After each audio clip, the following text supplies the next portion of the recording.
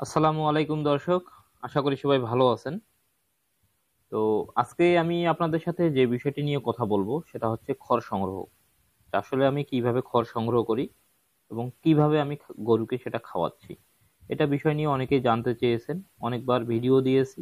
তো আজকে মূলত শুরু থেকে একবারে যে পর্যায়টা থেকে মূলত এগুলো সংগ্রহ করা হয় অনেকেই জানে না, বা অনেকের অঞ্চলে আসলে এরকম ভাবে খড় সংগ্রহ করা হয় না। তো আজকের ভিডিওটা দেখলেই আপনারা আসলে বুঝতে পারবেন যে আসলে কিভাবে আমরা খড়টা সংগ্রহ করি। তো এখানে যে আপনারা দেখতে পাচ্ছেন এই খড়গুলা বা আমরা যে সংগ্রহ করতেছি এগুলো কিন্তু মেশিনে ক্রাশ করা হচ্ছে আর কি, এটা হারভেস্ট করা হচ্ছে। একদিক দিয়ে আমরা ধানটা পাচ্ছি, আরেক দিক দিয়ে খড়টা বের হচ্ছে। এগুলো হচ্ছে আমাদের একবারে ব্যক্তিগত জমির, মোট কথা আমরা যে আবাদি যে জমিগুলো আছে, আমরা যে ধান চাষ করছি, ঠিক ওই ধানগুলো আমরা এভাবে কিন্তু মারাই করে নিচ্ছি আর কি।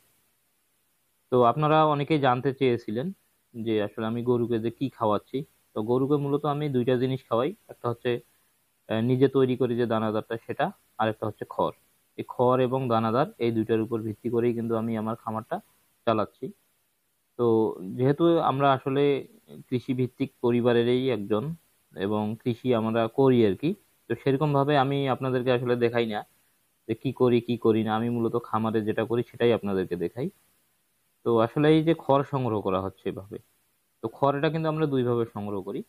তো সংগ্রহ করি দুই ভাগে, দুই সিস্টেমে, তবে আমাদের কাজ কিন্তু একটাই, যে খড় সংগ্রহ করা। তো একটা হচ্ছে নিজস্ব যেটা খড়, তো নিজের জমি থেকে মূলত আমরা যেটা পাই বা যেটা আবাদ করি সেখান থেকে যে খড়টা পাই, ঠিক আমরা কিন্তু এইভাবেই নেই। অনেকেই যেটা করে যে খড়ের আটিটা নেয়, যে ধানের যে আটিটা থাকে আটিটা গরুকে খাওয়াচ্ছে। তো আমার কেন জানি মনে হয় আটি দিয়ে আসলে গরুকে খাওয়াতে একটু মনে হয় খরচ বেশি হয়। আর এভাবে যখন আমরা খড়টাকে কেটে নেই, এটা কিন্তু এক প্রকার খড়টা কিন্তু কাটা থাকে আর কি, বলতে পারেন অনেকটাই। বা খড়টা কিন্তু মেশিনে যখন মারাই হয়ে যায় ভিতরে ঢুকে, তখন খড়টা কিন্তু অনেকটা বিভিন্ন জায়গায় আসলে খড়টা কাটা থাকার কারণে মানে অনেকটা ফ্লেক্সিবল হয় আর কি, গরু খাইতে পারে। তো আমরা কিন্তু ঠিক এভাবে খড়ের গাদি কিন্তু সংগ্রহ করি। ঠিক এটা হচ্ছে আমাদের নিজের ব্যক্তিগত জমির, বা এভাবে আমরা পুষ দিয়ে রাখতেছি, এটাকে আমরা পুষ বলি আর কি, বা ডিপি যেটাই আপনারা বলেন অঞ্চল ভিত্তিক ভাবে।